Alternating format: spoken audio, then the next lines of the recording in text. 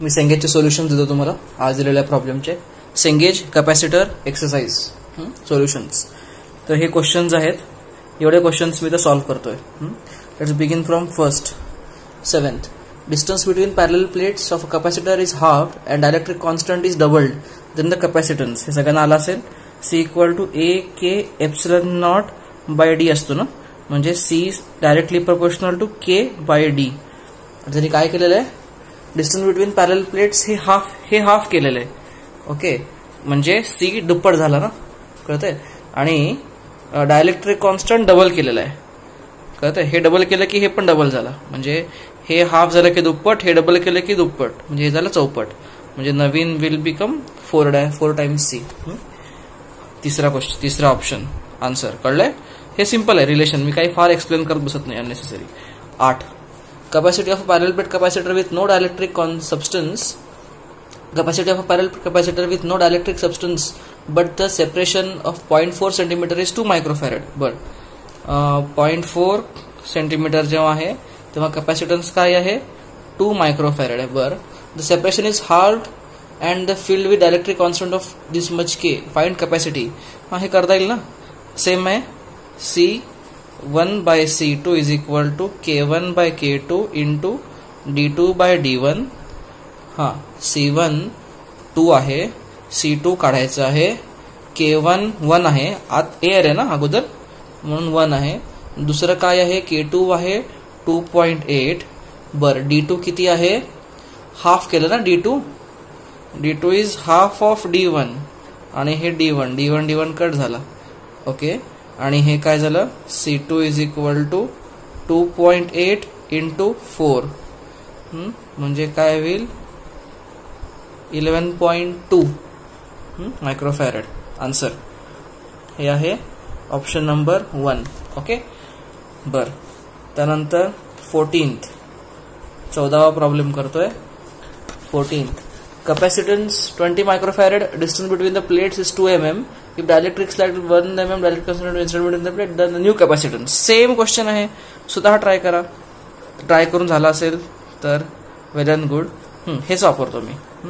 तर अगोदरचा कॅपॅसिटन्स 20 आहे, नंतरचा काढायचा आहे, C2 काढायचा आहे. बर, डिस्टन्स बिटवीन अगोदर काय आहे 2 mm होतं ना डिस्टन्स. ओके, म्हणजे अगोदर डिस्टन्स 2 mm होतं, नंतर काय केलं, अच्छा डायलेक्ट्रिक स्लॅब 1 mm चा टाकलाय. बरोबर, न्यू कॅपॅसिटन्स. अच्छा, एक मिनिट. काय करता येईल, अगोदरचा इनिशियल कॅपॅसिटन्स किती होता, AK epsilon naught by D असतो ना. ओके, अगोदर किती होता, 2 मायक्रोफॅरेड होता, सॉरी 20 मायक्रोफॅरेड अगोदर होता. ओके, तर डिस्टन्स बिटवीन प्लेट काय होतं, 2 mm होतं ना, कळतंय. आणि डायलेक्ट्रिक स्लॅब 1 mm चा टाकलाय. अच्छा, ते पुढची गोष्ट आहे. बरं, जेव्हा D 2 mm होता तेव्हा आत काहीच नव्हतं, हवा होती ना, म्हणजे काय मला काढता येईल, AK epsilon naught is equal to 20 into 2. ह्याचं युनिट मायक्रोफॅरेडच घेतो आणि ह्याचं युनिट mmच घेतो. ठीक आहे, म्हणजे काय झालं, 40. आणि K ची व्हॅल्यू तेव्हा 1 होती ना, हवा होती आत, म्हणजे A epsilon naught ची व्हॅल्यू किती, 40 आहे. बरं, हे पुढे वापरता येईल. आता if dielectric slab of 1 mm thickness is inserted. Okay, बरं, ठीक आहे. मग आता एक काम करू, आपल्याला हे मायक्रोफॅरेडचं 20 × 10⁻⁻6 फॅरेड करू आणि हे mm पण इथं घेऊ, म्हणजे काय होतं, हे SI मध्ये घेऊ. हे काय येईल, 40 × 10⁻⁻6 आणि हे -3 म्हणजे -9 होईल. SI मध्ये घेतलं सगळं, बरं का. अच्छा, तर हे झालं त्याचं. आता त्यांनी स्लॅब इन्सर्ट केलाय थिकनेसचा. काय फॉर्म्युला असतो स्लॅब इन्सर्ट केल्यानंतर मध्ये गॅपवाला स्लॅब, तो फॉर्म्युला काय आहे, A epsilon naught by D minus T plus T by K. Formula लक्षात राहायला लागतील. आता याची व्हॅल्यू माहिती आहे, किती आहे, 40 × 10⁻⁻9 आहे. ठीक आहे ना. आता D किती आहे, 1 mm म्हणजे 10⁻⁻3 मायनस थिकनेस, D ची व्हॅल्यू आहे 2 mm मायनस थिकनेस किती दिलेली आहे, 1 mm. Okay, plus T by K. T काय आहे, 1 mm by K ची व्हॅल्यू किती आहे, व्हॅल्यू कॉन्स्टंट 2 आहे ना. हां, अरे कळतंय. हे सगळं घोटाळा सॉल्व्ह करा. आता हे सॉल्व्ह करायला तुम्हाला यायला पाहिजे का मी करून दाखवू तुम्हाला. बट 10⁻³ इथनं कॉमन काढला, वरचं उडवून टाकलं तर 40 × 10⁻6 वरती राहील. हे काय आहे 2 - 1 + ½ असं राहील ना. हे म्हणजे काय झालं, हे 80 × 10⁻6 अपॉन 4 आणि हे काय झालं 1 + 1/2 ना, 3/2 झालं. म्हणजे 3 2 वरती गेले ऑलरेडी. असं झालं. हे नवीन आन्सर काहीतरी असं येईल. म्हणजे काय येईल, 3 × 2 = 6, 3 × 6 = 18, 2 6 6 × 10⁻6 म्हणजे हे मायक्रोकुलम म्हणू का, मायक्रोफॅरेड म्हणू का, हे 26.66. येस, एक्झॅक्ट ऑप्शन आहे तिसरा. बरं, ह्याचं थोडं गणित चांगलं होतं. बरं, हे आहे 14 झालं. आता 15 बघा. 15 काय म्हणतोय, n identical capacitors of capacitance C when connected in series give equivalent capacitance. बरं, सिरीज मध्ये n कनेक्ट केले तर काय मिळतं मला, 1/C इक्विव्हॅलंट CS म्हणू त्याला. हे 1 म्हणजे बेसिकली CS किती असतो, आयडेंटिकल असतील तर C/n असतो ना, होईल ना. इक्विव्हॅलंट साधे सिरीज मध्ये जोडले. ओके, तर आणि ही व्हॅल्यू किती म्हणलं त्यांनी, इक्विव्हॅलंट किती आहे 1.2 मायक्रोफॅरेड आहे. आणि जेव्हा कनेक्टेड इन पॅरलल जोडले तेव्हा NC होईल ना. पॅरलल जोडले तेव्हा C पॅरलल. लक्षात घ्या, रेझिस्टन्सचं आणि कॅपॅसिटरचं सीरीज आणि पॅरलल कॉम्बिनेशन उलट असतं.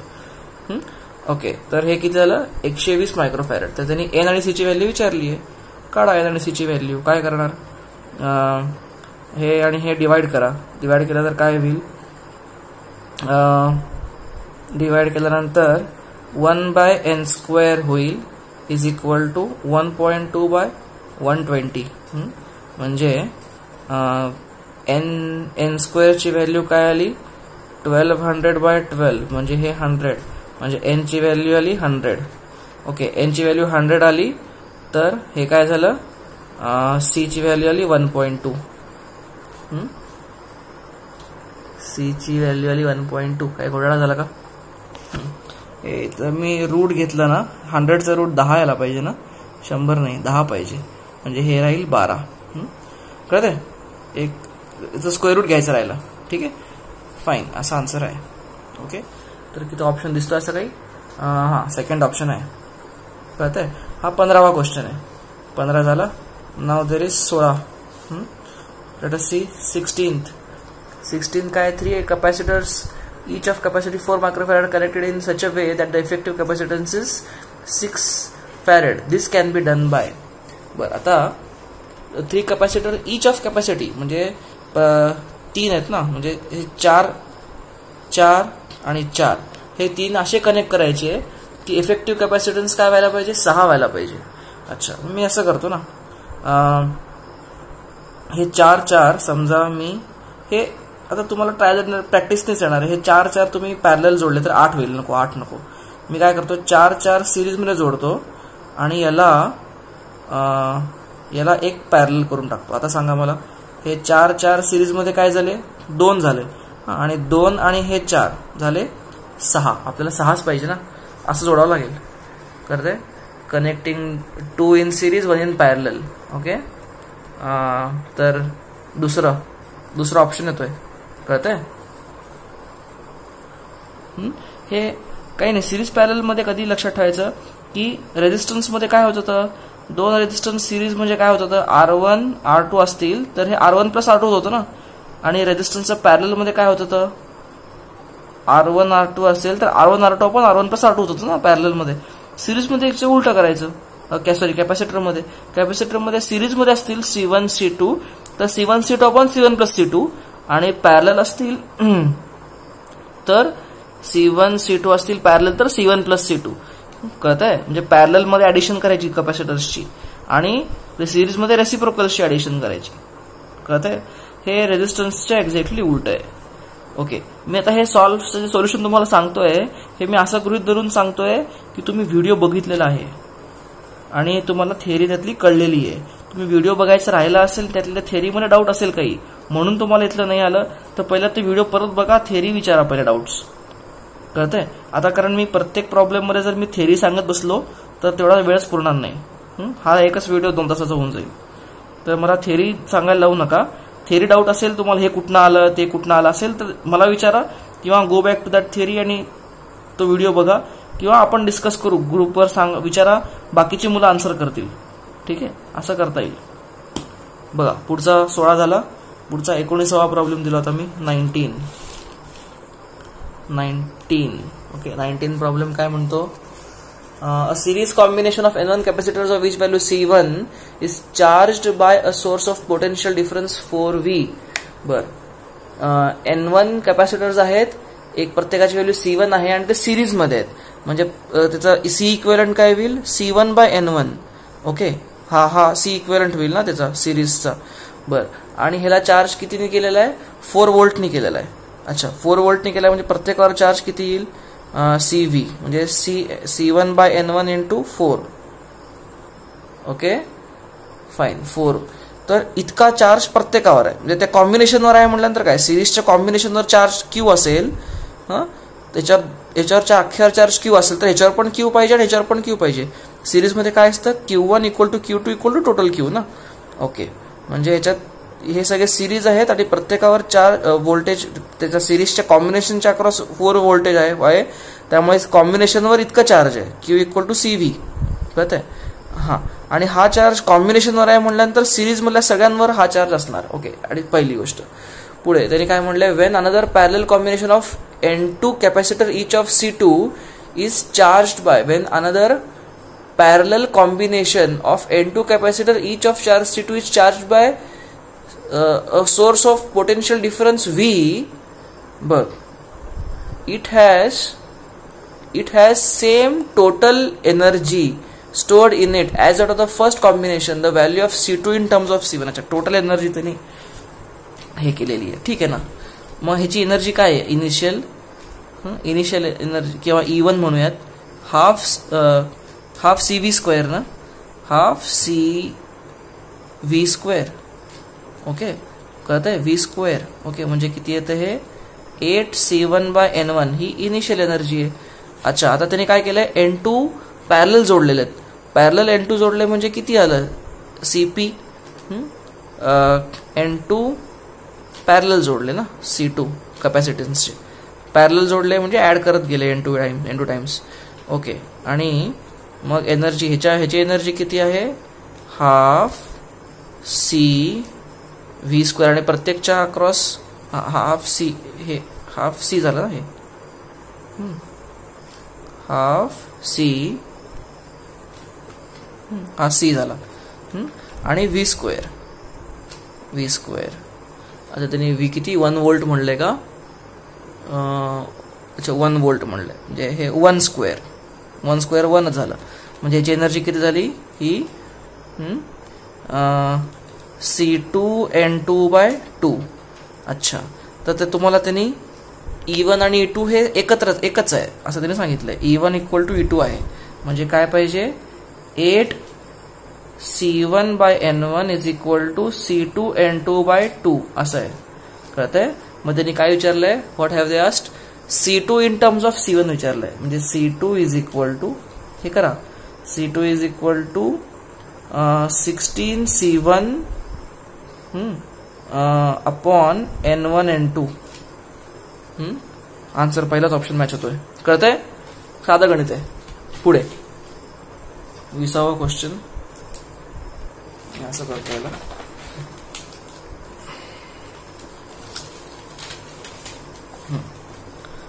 20th question.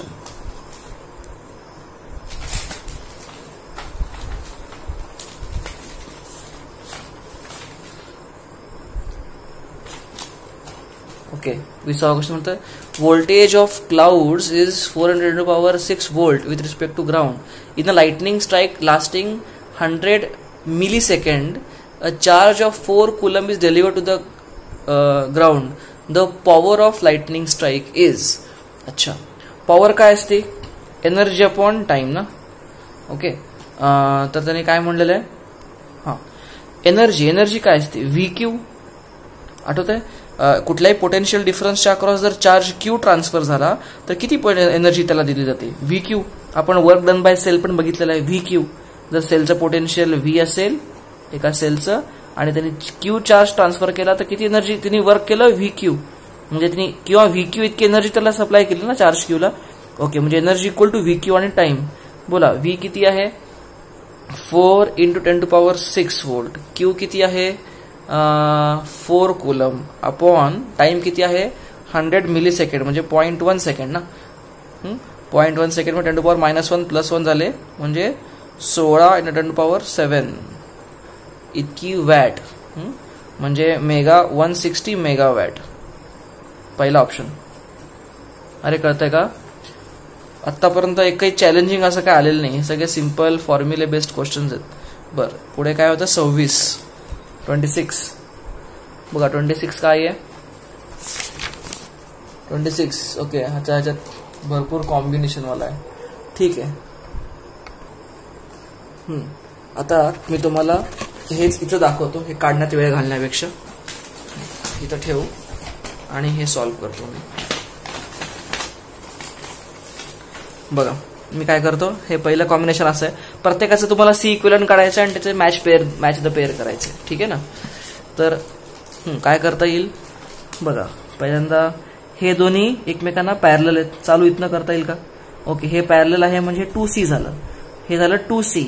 हा 2C आणि 2C सिरीज मध्ये आहेत म्हणजे 2 सिरीज मध्ये हा होऊन जातं म्हणजे C झालं. हे C आणि हे C पॅरलल आहे म्हणजे झालं काय, परत 2C. हा 2C आणि हा 2C सिरीज मध्ये म्हणजे परत झालं C. हा C आणि हा 2C. हा C आणि हा 2C पॅरलल मध्ये आहेत म्हणजे काय झालंय, 3C झालं बेसिकली. हा C आणि हा 2C पॅरलल आहे ना म्हणजे झालं 3C. म्हणजे पहिल्याची मॅच 3C आहे. मग A आणि 3 कशाची मॅच होतं बघा. हे 2 ऑप्शन आहेत म्हणजे तिसरा आणि चौथा ऑप्शन याचा आन्सर असणार आहे. लिसन, इथनं शॉर्टलिस्ट करता येतं, तुम्हाला सगळं सॉल्व्ह करायची गरज नाही. आता तुम्हाला यातनं तिसरा आणि चौथा हे 2 तर ऑप्शन असणार आहेत कारण A ची मॅच होती ती तिसरे थर्ड बरोबर ना, 3C बरोबर. त्यामुळे A आणि 3चा हाच कॉम्बिनेशन आहे, हा किंवा हा. म्हणजे हे 2 ऑप्शन कट झाले. फक्त त्याच्यात दोघात जे वेगळे वेगळे आहेत ते चेक करा. आता बीचं चेक करा, तुमचा आन्सर येऊन जाईल. बी काय आहे, वेल आता बी बघा 6 सिरीज मध्ये म्हणजे हे 6/3 झाले, 2 झाले. 2 आणि 4 पॅरलल मध्ये म्हणजे 6 झाले. परत 6 2 झाले, 2 आणि 4 6 6 2 म्हणजे ह्याचं आन्सर आलं 2C. 2C. बीचा आन्सर 2. बीचा आन्सर 2. डायरेक्ट 4ला टिक करा आणि पुढे जा. कळतंय. आता इथं मी तुम्हाला सॉल्व्ह करतोय म्हणून दाखवतो पुढचं काय येतं बघा. 2 आणि 2 सिरीज मध्ये म्हणजे झाले C. हा C आणि हा C पॅरल झाले 2C. 2C आणि 2C सिरीज मध्ये झाले परत C. C आणि C पॅरल झाले 2C. 2C 6C आणि 3C सिरीज मध्ये म्हणजे 1/3 प्लस 1/6 प्लस 1/2 ना. हे झालं 6/6 म्हणजे झालं हे 1C. म्हणजे याचा आन्सर 1C यायला पाहिजे किंवा Cचं 1. आणि हा चौथा हिरो 6 आणि 4 सिरीज 4 आणि 4 सिरीज झाले 2 आणि 6 पॅरलल झाले 8. 12 8 24 12 8 24 सिरीज मध्ये म्हणजे 24 झालं एलसीएम 2 3 1/24 3 2 5 आणि 1 6 4 म्हणजे झाले 4. हा 4 आणि हे 2 सिरीज मध्ये हे काय झाले, हे 3/18 हे झाले 6. 6 आणि 4 10. दिस बिकम्स 10C. ठीक आहे ना. ओके, असं हे आपल्याला आता पटापट कॅल्क्युलेशन आले पाहिजे. सिरीज पॅरलल ओळखता लगेच आलं पाहिजे. ठीक आहे. ओके, हे झालं कितवा 26 झाला. हा पुढे पुढचा प्रॉब्लेम आहे 26 नंतर 32. Let's go to 32. There is 32. अच्छा, हे पण जरा रॅगिंग प्रॉब्लेम्स आहेत. Match pair and arrangement and equivalent काढा. बरं, हां मी तुम्हाला हे कसे प्रॉब्लेम असं सांगितले होते. काय करा याच्यामध्ये तुम्ही एकाला एक व्होल्टेज ठेवा. समजा आता ह्याला तुम्ही म्हणा व्ही व्होल्टेज आणि ह्याला 0 व्होल्टेज. हे व्ही म्हणलं की ही प्लेट व्ही व्होल्टची आणि हे 0 म्हणलं की हे 0 आणि 0 व्होल्टचं. म्हणजे आता मी परत रिड्रॉ करतो. कसं रिड्रॉ करतो, हा एला तुम्ही व्ही व्होल्ट म्हणलं ना आणि हे बी ला 0 व्होल्ट म्हणलं. ओके, म्हणजे हा कॅपॅसिटर कुठल्या 0 आणि व्ही मध्ये आलाय. एक कॅपॅसिटर 0 आणि व्ही आणि हा कॅपॅसिटर पण 0 आणि व्ही मध्ये आलाय, म्हणजे ते एकमेकांना पॅरलल आहे. ठीक आहे. अच्छा, असं डिटरमाइन करायचं असतं. हे दोन एकमेकांना पॅरलल आहेत म्हणजे काय आहे, हा जर सी आणि सी असेल तर काय झालं, हे 2C होईल ना. हे बरं, सी ची व्हॅल्यू किती आहे, प्रत्येकाचं त्यांनी काय म्हणलेलं आहे, प्रत्येकाचा ए आणि डी घेतलाय. अच्छा, एरिया ए घेतलाय म्हणजे हे 2 इंटू एकाचा ए K epsilon not by D. हे याचा आन्सर आहे.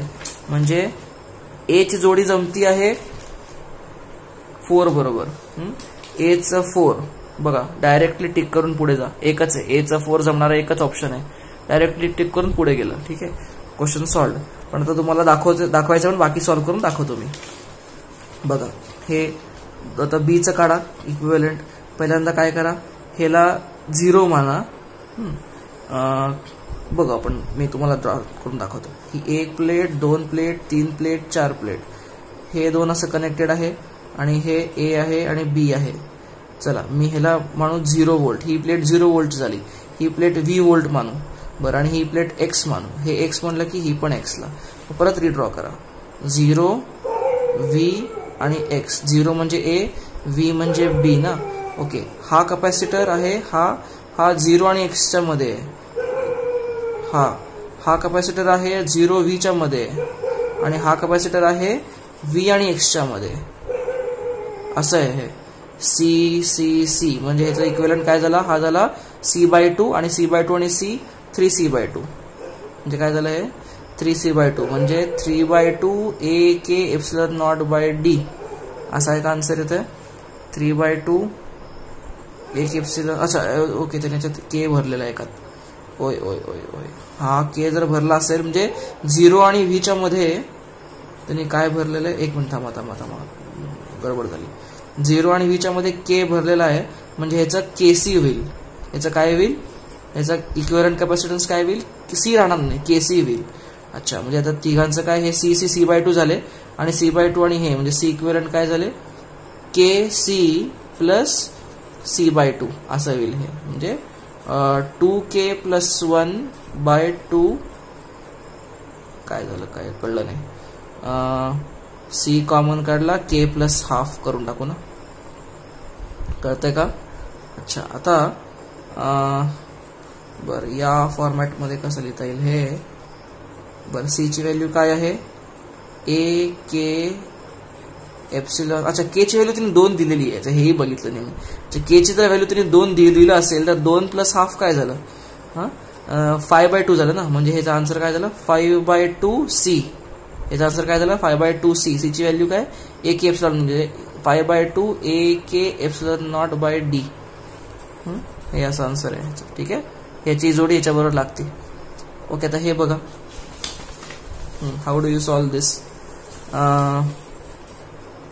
याच्यामध्ये काय, हे असं दिसायला फार टफ दिसतात असे प्रॉब्लेम्स, पण अशी इझी असतात.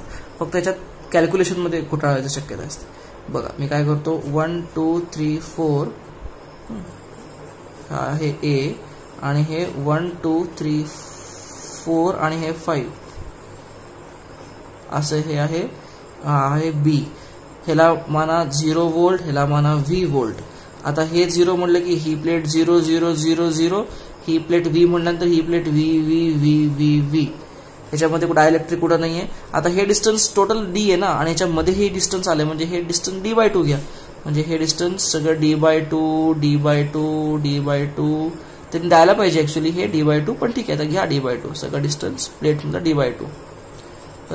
आता मला सांगा, असे किती कॅपॅसिटर्स आहेत एकमेकांना पॅर. हे आता हा सगळे कॅपॅसिटर, हा कॅपॅसिटर 0V मध्ये, हा पण 0V मध्ये, हा पण 0V मध्ये, हा पण 0. म्हणजे हे सगळे कॅपॅसिटर 1 2 3 4 5 6 7 8 कॅपॅसिटर्स एकमेकांना पॅरलल आहेत. म्हणजे काय झालं, 8C झाला. टोटल C इक्विव्हॅलंट काय झाला, 8C झाला. बरं, 8 इंटू सी ची व्हॅल्यू किती असती A K epsilon not by D by 2 ना, म्हणजे काय झालं 16 A K epsilon not by D. Okay, असं काही मॅच होत नाही का? अरे त्यांनी म्हणले overlapping area of plates is A/4, म्हणजे ए काय घ्यायला पाहिजे तर A/4 घ्यायला पाहिजे. A/4 घेतला तर हे काय होईल, हे 4 होईल. आलं मॅच होतं हे कळतं. एरिया A/4 मी बघितलं नाही. ऑप्शन आहे 42 42. बघा, network of 4 capacitors of capacity equal to C1 C2C 3C 4C बर असं कनेक्ट केलेलं आहे. Ratio of charges on C2 आणि C4. अच्छा, रेशो चार्ज काढायचा आहे बेसिकली आणि त्याचा रेशो घ्यायचा आहे. टोटल सप्लाय V आहे. काय सोपं आहे, हे C2C 3C हे सिरीज मध्ये आहे ना, मग ह्याचं इक्विव्हॅलंट काढा. C2C 3C हे झालं LCM झाला 6C आणि वरती काय होईल 6 + 3 + 2 ना, 7 9 2 11 11 बाय 6C म्हणजे किती झालं टोटल C इक्विव्हॅलंट या सिरीजचा किती झाला 6C बाय 11 कळतंय. बरं, आणि हे 4शी पॅरलल आहे म्हणजे C इक्विव्हॅलंट टोटल काय झाला, हा तरी सिरीजचा होता ना, आता C इक्विव्हॅलंट टोटल आहे म्हणजे 6C बाय 11 + 4C म्हणजे 44 + 6 मेक्स इट 50C बाय 11. बरं, हा टोटल C इक्विव्हॅलंट झाला. बरं, म्हणजे C इक्विव्हॅलंटला मी V जोडला, हा 50C बाय 11 ला जर V जोडला त्याच्यावर टोटल चार्ज किती डिपॉझिट होईल, हा चार्ज असेल CV 50C बाय 11 V इतका चार्ज डिपॉझिट होईल कोणावर, या सगळ्यांच्या कॉम्बिनेशनवर चार्ज डिपॉझिट होईल. कळतंय. आता हा कॉम्बिनेशनचा चार्ज कसा डिवाइड होईल, चार्ज असा डिवाइड होईल ना, तो हा V आहे आणि हा आहे काय 4C आणि हे सिरीज कॉम्बिनेशन तिघांचं. सिरीज किती आहे, सिरीज आहे 6C बाय 11 ना. बरं, असा आणि हा V आहे, ही बॅटरी आहे, ठीक आहे V आहे. तर ह्याने बेसिकली इतका चार्ज सोडला म्हणजे इतक्या चार्ज पैकी थोडा चार्ज ह्याच्यावर गेला, थोडा चार्ज ह्याच्यावर गेला. ओके, किंवा अजून काय विचार करता येऊ शकतो मला सांगा 4Cच्या अक्रॉस व्होल्टेज किती आहे, 4Cच्या अक्रॉस V आहे ना, दिस इज सिम्पलर. 4Cच्या अक्रॉस V व्होल्टेज म्हणजे चार्ज ऑन 4C किती आहे 4CV, ह्याचा प्रोडक्ट Q = CV. अच्छा, हा चार्ज ऑन 4 झाला, Q4 झाला. ओके, आणि याच्यावर चार्ज किती आहे या कॉम्बिनेशनवर चार्ज किती आहे Q = 6C bye 11 into V. हा म्हणजे आता हा चार्ज या कॉम्बिनेशनवर आहे, या तिघांच्या सिरीजवर आहे, तोच त्याच्या इंडिव्हिज्युअलवर असणार आहे. हा म्हणजे चार्ज ऑन 2 किती असणार आहे, ह्याला हात असणार आहे C2 किंवा Q2 म्हणू आपण, चार्ज ऑन 2 Q2. हा त्यांनी Q2 आणि Q4चा रेशो विचारलाय हो ना, Q2 बाय Q4चा रेशो त्यांनी विचारलेला आहे. म्हणजे CV कट झाला 6 बाय 11 बाय 4 कळतंय, म्हणजे किती आन्सर आहे हे 3 बाय 22 असं काय आन्सर आहे का, दुसरा ऑप्शन कळतंय. चला पुढचा क्वेश्चन काय आहे आपला 48. Okay 48 okay. 3 कॅपॅसिटर्स, एक मिनिट थांबा. 3 capacitors of each capacitance C and breakdown voltage V. बरं, तुम्हाला ब्रेकडाऊन व्होल्टेज शिकवलेलं आहे मी ऑलरेडी. आज कनेक्टेड इन सिरीज. अच्छा बघा, the capacitance and breakdown voltage of the combination will be. बघा, एक तर सगळ्यात पहिला 3 कॅपॅसिटर C जे आहे ते सिरीज मध्ये जोडलेले आहेत का. ओके, म्हणजे त्याचा कॉम्बिनेशन तरी C/3 होणार ना. कॅपॅसिटन्स इक्विव्हॅलंट C/3 म्हणजे हे तर नसणारच आहे सिरीजवर जोडल्यामुळे, त्यामुळे या दोन्हीपैकीच काहीतरी ऑप्शन असणार आहे. अच्छा, आता ब्रेकडाऊन व्होल्टेजचं बघूयात. मला एक सांगा, 3 कॅपॅसिटर्सच्या सिरीज मध्ये जोडलेले आहेत, ह्याचा प्रत्येकाचा कॉम्बिनेशन किती आहे, हा C आहे ना. अच्छा, आणि प्रत्येकाचा BV किती आहे, V आहे. ओके, पण आता ह्या कॉम्बिनेशनचं BV किती आहे, ह्याचा BV किती आहे V. BV म्हणजे काय, ज्या व्होल्टेजला क्रॉस करायचं नाही, कळतंय, ह्याच्या अक्रॉस जर ह्याचं बीव्ही जर व्ही असेल तर ह्याला व्ही पेक्षा जास्त ह्याच्यावर चार्ज डिपॉझिट झाला नाही पाहिजे. म्हणजे मॅक्सिमम किती होऊ शकतो व्ही. ह्याचा बीव्ही व्ही असेल तर मॅक्सिमम किती होऊ शकतो व्ही. ह्याचा बीव्ही व्ही असेल तर मॅक्सिमम किती होऊ शकतो व्ही. अच्छा, आता हा व्ही व्ही व्ही जर असेल तर कॉम्बिनेशनचं किती व्ही होईल. 3V होईल ना. कारण सिरीज कॉम्बिनेशन मध्ये काय होत असतं, टोटल व्होल्टेज डिवाइड होत असतं. V1 plus V2 plus V3 equal to V असतो ना टोटल. म्हणजे हे व्ही प्लस व्ही काय होईल 3V होईल. कळतंय. म्हणजे याचा आन्सर काय C/3 आणि 3V. तिसरं कळतंय. Nice question. पुढचा 48 झाला. पुढचं काय पट्टी कुठे गेली ती 50. वेर इज 50. हा, कपॅसिटर ऑफ कपॅसिटी C1 दिसते का तुम्हाला इथे. बघा तुम्ही तुमच्या पुस्तकात बघा. Anyway a capacitor of capacity C1 is charged up to V volt and then connected to an uncharged capacitor of capacity C2, then the final potential will be. हे असे आपण प्रॉब्लेम आता 100 तरी केले असतील. म्हणजे भरपूर केले, नॉट 100. ओके, अगोदर काय आहे, कपॅसिटी C1 आहे, ह्याच्यावर पोटेन्शियल किती आहे V आहे ना. ओके, आणि then connected to uncharged capacitor, uncharged, आणि ह्याची कॅपॅसिटी C2 आहे, पण हा चार्ज याच्यावर 0 आहे. ओके, असं कनेक्ट केलंय. तर फायनल पोटेन्शियल किती होईल. समजा फायनल पोटेन्शियल V' आहे. तर या सेक्शनवर लावा काय तो कॉन्झर्वेशन ऑफ लॉ. म्हणजे इनिशियल चार्ज किती होता ह्याच्यावर चार्ज किती होता CV होता ना, C1V होता, आणि ह्याच्यावर चार्ज 0 होता.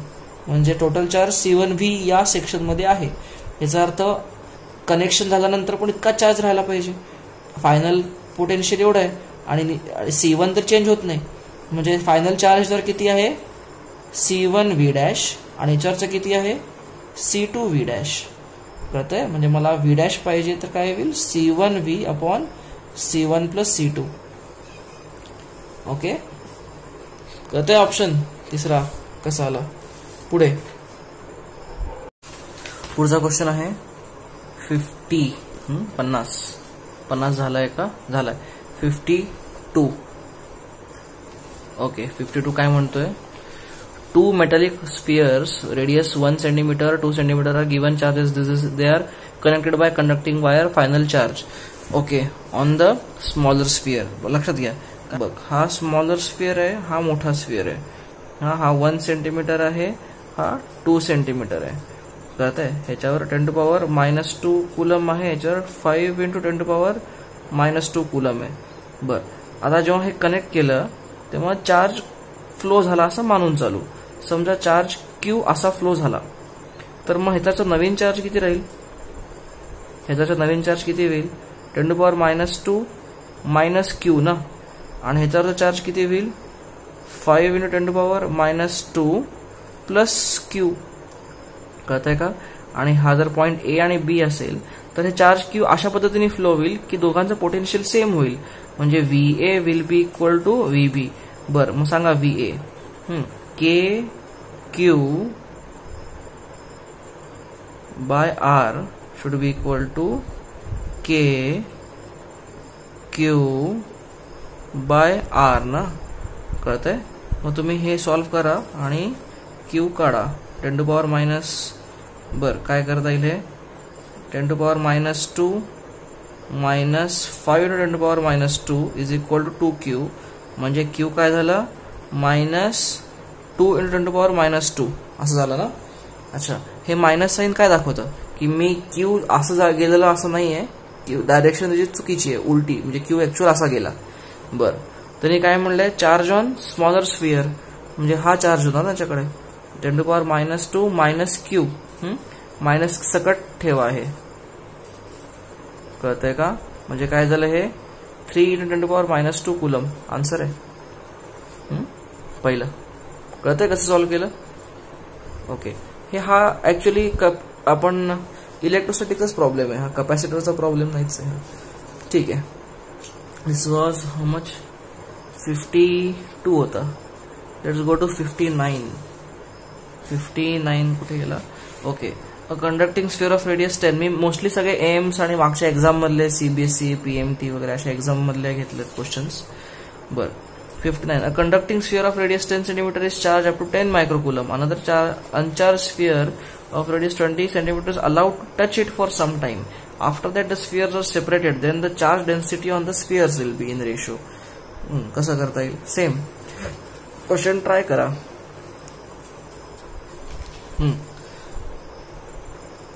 59 नाही.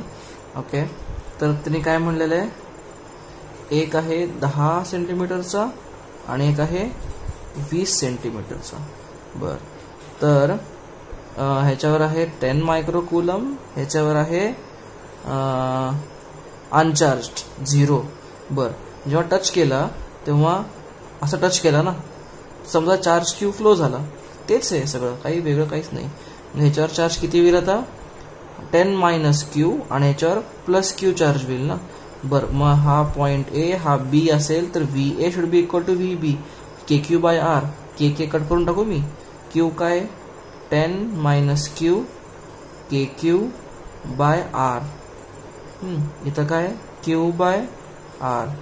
युनिटची काळजी करू नका, युनिट एकमेकांना कट करून जातात. आता हे काय होईल, हे 20 इज इक्वल टू 2Q होईल ना. 2Q तर गेला 3Q, म्हणजे Q ची व्हॅल्यू आली 20/3. आणि त्यांनी काय विचारलेलं आहे, then their surface density of charges त्यांनी विचारलंय ना ऑन स्पियर. बरं, म्हणजे त्यांनी σ1 अपॉन σ2 असं त्यांनी विचारलेलं आहे. ओके, म्हणजे ह्याला 1 आणि ह्याला 2 म्हणलं तर. बरं, σ1 अपॉन σ2 काय असतं, चार्ज अपॉन एरिया ना. बरं, ह्याच्यावरचा चार्ज किती आहे, 10 मायनस दिस, म्हणजे काय 10 मायनस 20/3 करा. 10 मायनस 20/3 क्यूची व्हॅल्यू ठेवा, इथं किती होईल 30/3 10/3, म्हणजे किती होईल 10/3 अपॉन एरिया किती आहे 4πr² ना. 4π ओढून टाका, r² म्हणजे 100. आणि σ2 ह्याचा चार्ज किती आहे, खाली चार्ज डेन्सिटी क्यू काय आहे 20/3 ना. ओके, आणि हे 4πr², 4π ओढून टाकले, r² म्हणजे झाले 400. हे सगळं ओढून टाका.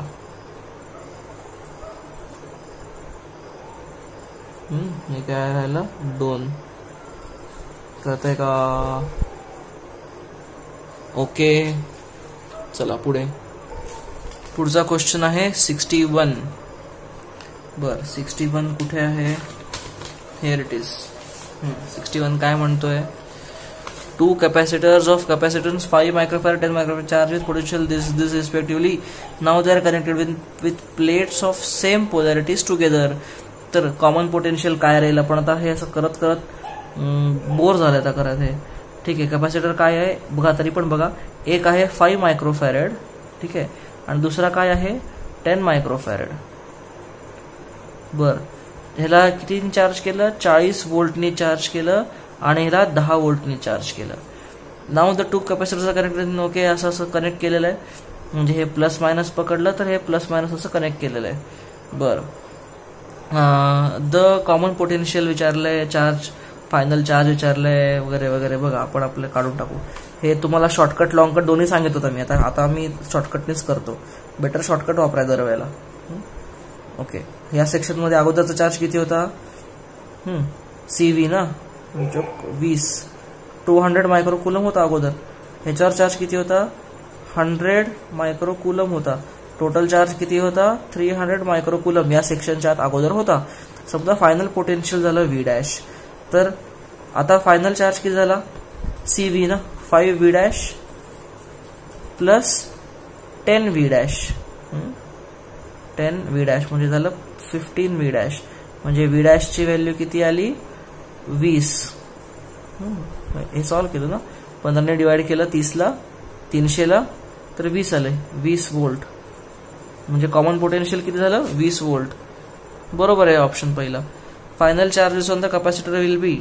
फायनल चार्जेस कसं काढता येईल, तर कॉमन पोटेन्शियल जर असं झालं, तर याच्यावरचा चार्ज किती आहे, हा आहे ना, म्हणजे किती 100 मायक्रोकुलम, 20ने मल्टिप्लाय करा, V' ठिकाणी 20 ठेवून टाका. इथं काय झालं, आणि हे 20 × 10 काय झालं, हे 200 मायक्रोकुलम. ओके, म्हणजे 5 मायक्रोफॅरेडवर 100 मायक्रोकुलम चार्ज आहे. म्हणजे अगोदरचा चार्ज किती 100 आणि नंतरचा 200. बरोबर आहे, बी सुद्धा बरोबर आहे. The ratio of total energy stored in capacitor before and after connection is, हा अगोदर किती एनर्जी होती, Q2/2C करता येईल का, ओके Q2, बरं Q काढण्यापेक्षा हाफ CV² करू. अगोदर हाफ CV², 40चा स्क्वेअर 1600 प्लस हाफ CV², 10चा स्क्वेअर 100, ही अगोदर एनर्जी होती. सिम्प्लिफाय करता येईल का, हे काय करता येईल, हे 8 40, 1 2 आणि हे 5, हे झाले 500, मेक्स इट 4500 जूल अगोदर होती. नंतर काय झाली, हाफ V² तरी कॉमन आला, हाफ V² कॉमन काढतो ना, कारण नंतरचं पोटेन्शियल कॉमन आहे, म्हणजे 2² कॉमन आहे. फक्त C 5 आहे, ह्याचा C किती 5 आहे आणि त्याचा C 10 आहे. कळतंय, म्हणजे हे किती आलं, 400, म्हणजे हे 200 × 15 30, हे झालं. दोघांचा रेशो काढा, म्हणजे किती झालं, हे 15 × 45, 15 × 30, 3:2 रेशो, बरोबर आहे. आणि loss of energy, loss of energy इतकी आहे बघा, इनिशियल एनर्जी इतकी होती, फायनल एनर्जी इतकी आहे. लॉस ऑफ एनर्जी किती आहे, 1500 जूल आहे, कसं काही 1500 मायक्रोजूल, मायक्रोजूल, इथं मायक्रो पाहिजे. बघा सगळंच बरोबर आहे, ABCD. कसं करायचं कळलं. आपण असे प्रॉब्लेम भरपूर सॉल्व्ह केलेले आहेत अगोदर, व्हिडिओमध्ये पण तुम्हाला करून दाखवले आहेत, मागच्या आपल्या म्हणजे ओरिजिनल क्लासरूमच्या व्हिडिओमध्ये पण केलेलं आहे, आणि डाऊटमध्ये ह्याच्या अगोदर 2 डाऊट पाठवलेले, त्यात पण असे प्रॉब्लेम्स होते. बरं पुढचा बघूयात. ओके 84 बघू पुढचा. 84 काय म्हणतोय, 84, ओके देअर इट इज. 84 म्हणतोय, a parallel plate capacitor of plate area A, separation D is charged potential V. A battery is removed and the separation between the plates is doubled. Then the new potential, बघा ना, अगोदर काय होतं, A होता, separation D होता आणि charge V होता. म्हणजे चार्ज V होता तर अगोदर कॅपॅसिटन्स किती होता, एक सेकंड ना, बॅटरी रिमूव्ह केली तर काय त्याच्यावर तोच राहील, तर चार्ज तोच राहील ना. लक्षात घ्या, अगोदर चार्ज किती होता, Q = CV ना. बर Q, C अगोदर काय होता, AK∈0/dV इतका चार्ज अगोदर होता. बर the battery is removed, battery remove जरी काढली, लक्षात घ्या बॅटरी हा चार्ज आहे, काहीतरी चार्ज आहे.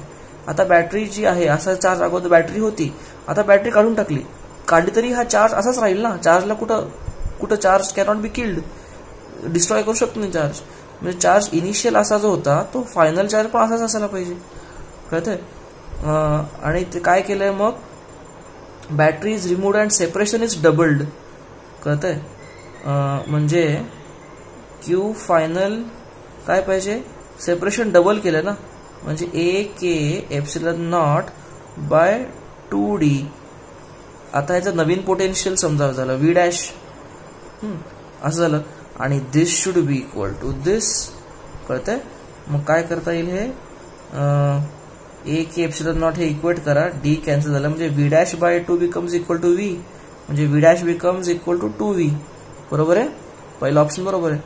Ratio of initial and final energy stored, हे करता येईल ना. हाफ Q²/2C काढा, Q²/2C करा, किंवा हाफ CV² करा.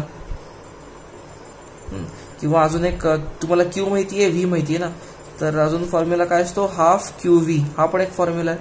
एनर्जीचे कुठले फॉर्म्युले आहेत, हाफ CV² आहे, किंवा Q²/2C आहे, किंवा हाफ QV आहे. यातला कुठलाही वापरा. हाफ QV वापरलं तर बघा जमेल का. इनिशियल एनर्जी किती आहे, हाफ Q इनिशियल हा आहे AK∈0/dV आणि V म्हणजे V² झाला, कळतंय. ही इनिशियल एनर्जी.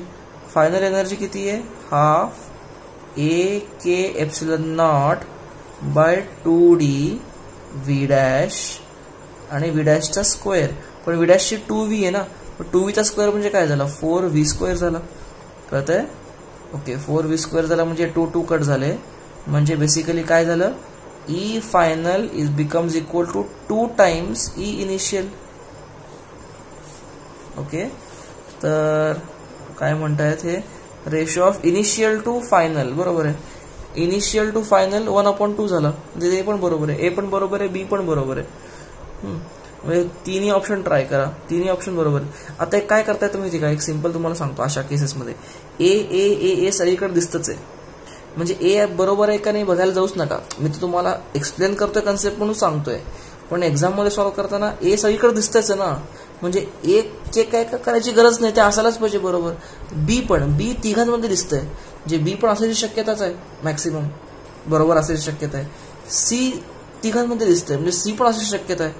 तुम्ही काय, अच्छा डी पण तिघांमध्ये दिसतंय, बरं मग तुम्ही ऍटलिस्ट जे चौघांमध्ये दिसतंय ते ए तरी स्किप करता येईल आणि बाकीचं करावं लागेल. ठीक आहे ना, ठीक आहे, मी तुम्हाला कन्सेप्ट सांगतोय ही.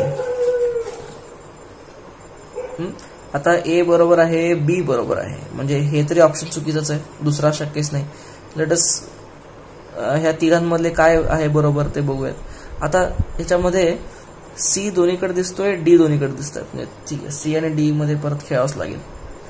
Okay, work done in increasing separation. हे जे एनर्जीचा डिफरन्स आहे फायनल आणि इनिशियल मध्ये, लक्षात घ्या फायनल एनर्जी दुप्पट झाली ना, मग ती एनर्जी जितकी होती अगोदर तितकी एनर्जी द्यावं लागली. हा, म्हणजे इतकी एनर्जी द्यावी लागली ना, कळतंय का? म्हणजे final energy was twice of initial energy, कळतंय का? म्हणजे जितकी इनिशियल एनर्जी होती तितकी एनर्जी अजून द्यावी लागली, इतकीच एनर्जी, कळतंय का? इनिशियल एनर्जी इतकी एनर्जी द्यावी लागली, कळतंय? बरोबर आहे, हे एक्झॅक्ट मॅच होतं याच्याने. सी सुद्धा बरोबर आहे, सी बरोबर आहे म्हणल्यानंतर तिसरा ऑप्शन कट झाला, म्हणजे 1 आणि 4 मधलं. आता डी चेक करा, energy density between plates remain same. Energy density काय असती, एनर्जी पर युनिट एरिया, नाही एरिया दोघांचा तोच आहे, कळतंय? अच्छा नाही, एनर्जी डेन्सिटी बिटवीन प्लेट्स म्हणलेलं आहे. Okay, what is energy density between plates, ते असती energy density in between plate म्हणलं ना त्यांनी, म्हणजे काय असते ती असते एनर्जी पर युनिट व्हॉल्यूम. अच्छा, एनर्जी किती आहे,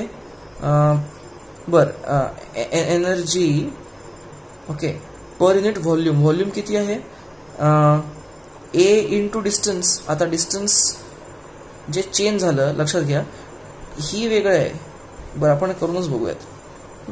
म्हणजे energy density 1, basically energy density depends on, ह्याला आपण काहीतरी एक काहीतरी म्हणू, एक्स म्हणू, चला एक्स डिपेंड्स ऑन ई आणि डी ना, म्हणजे XI upon XF is equal to EI upon EF into DF upon DI. Okay, मला सांगा EI काय आहे, EF इक्वल टू 2EI ना, कळतंय? आणि D काय झालं, final energy equal to 2 of initial ना, कळतंय? कारण दुप्पट केलं डिस्टन्स, म्हणजे हे कट झालं, हे कट झालं 1, म्हणजे काय झालं XI becomes equal to XF, XI become equal to XF, म्हणजे काय एनर्जी डेन्सिटी अगोदरची जेवढी आहे तेवढीच नंतर राहणार, म्हणजे एनर्जी डेन्सिटी रिमेन्स सेम, म्हणजे डी पण बरोबर आहे, चौथा ऑप्शन पण बरोबर आहे, म्हणजे this is the correct answer, चौथा. अरे कळतंय का? This was 84, then there is 87. Consider situation, बघा 87 दाखवतोय. Consider situation shown in figure, capacitor has charge Q. काय म्हणलंय, हा कॅपॅसिटरवर चार्ज Q आहे आणि हा कॅपॅसिटर अनचार्ज आहे, आणि त्याने जर असं हे स्विच बंद केलं तर इथं किती चार्ज फ्लो होईल, तर याचा आन्सर 0 असणार, कारण चार्ज फ्लो होणारच नाही. लक्षात घ्या, चार्ज फ्लो कधी होतो, जेव्हा सर्किट कम्प्लीट होतं. इथं काही सर्किट नाही ना, या प्लेटपासून याचं प्लेट ही आहे तशी जुदाच आहे, काय खफा आहे, काय म्हणतात ना, एकटी आहे. ह्याला असं वायर असं इथं कनेक्ट केली असती तर चार्ज सर्किट कम्प्लीट झालं असतं. आता सर्किट कम्प्लीटच नाहीये, त्यामुळे चार्जेस फ्लो होणार नाही. याचा आन्सर 0 आहे. ओके, 87चा असं आन्सर आलं. 88 हाँ, this is nice question. Two thin the electric slab of K1 K2 are inserted between plates. Okay, variation of electric field between plate. बरं, मला सांगा इलेक्ट्रिक फील्ड काय आहे. तुम्हाला मी शिकवताना सांगितलेलं आहे. इलेक्ट्रिक फील्डची व्हॅल्यू हा काय K1 आणि K2 आहे आणि इथं एअर आहे, म्हणजे इथं K ची व्हॅल्यू 1 आहे, इथं K ची व्हॅल्यू 1 आहे, इथं पण K ची व्हॅल्यू 1 आहे. अच्छा, याच्यावर charge positive positive positive positive आणि निगेटिव्ह निगेटिव्ह निगेटिव्ह. बरं, मला सांगा ई ची व्हॅल्यू असते काय. ई म्हणजे sigma by epsilon not. What is sigma? Q by A epsilon not. अच्छा, आणि समजा जर डायलेक्ट्रिक असेल मध्ये तर काय, Q by A K epsilon not. ही काय ई ची व्हॅल्यू आहे. म्हणजे electric field depends on K inversely. म्हणजे ज्याचा के जास्त त्याचा इलेक्ट्रिक फील्ड त्या ठिकाणी कमी. अरे कळतंय का?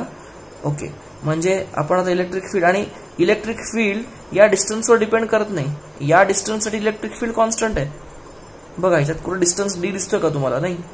ओके, तर त्यामुळे ह्याचा ग्राफ जर काढायचा झाला तर कसं होईल बघा. चालू इथनं करा. कशा वर्सेस काय आहे हे डिस्टन्स डी. डी डिस्टन्स म्हणजे असं इथनं डी डिस्टन्स असं. हे डिस्टन्स एनी डिस्टन्स डी इथनं आणि हे इलेक्ट्रिक फील्ड ई असं आहे. अच्छा, तर पहिल्यांदा काय इथनं इथपर्यंत इलेक्ट्रिक फील्ड कॉन्स्टंट आहे, पण के ची व्हॅल्यू 1 आहे.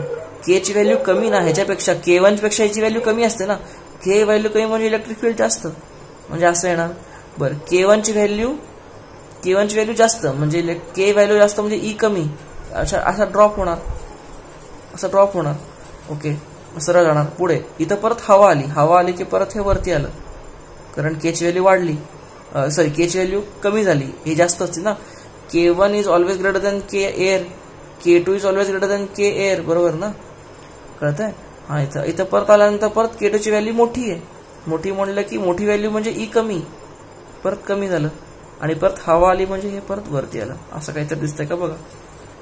हा, आता याच्यात त्यांनी K1 K2 अजून त्यांनी कंडिशन काय दिली, K2 मोठा आहे ना, K2 K1 पेक्षा मोठा आहे म्हटल्यानंतर हा डीप जास्त खाली जाणार अजून असं जाणार. कळतंय? बघा कुठला ऑप्शन आहे हा. तर थर्ड ऑप्शन मॅच करतोय. कळतंय का? थर्ड ऑप्शन मॅच करतोय. हा खड्डा छोटा, हा खड्डा खाली खड्डा, कारण हा K2 मोठा आहे आणि किती K मोठा तितका A कमी. कळतंय? Nice question. ठीक आहे, आपण हा सेट एक बघितलाय. ठीक आहे, तुम्हाला कळतंय का मला सांगा हे.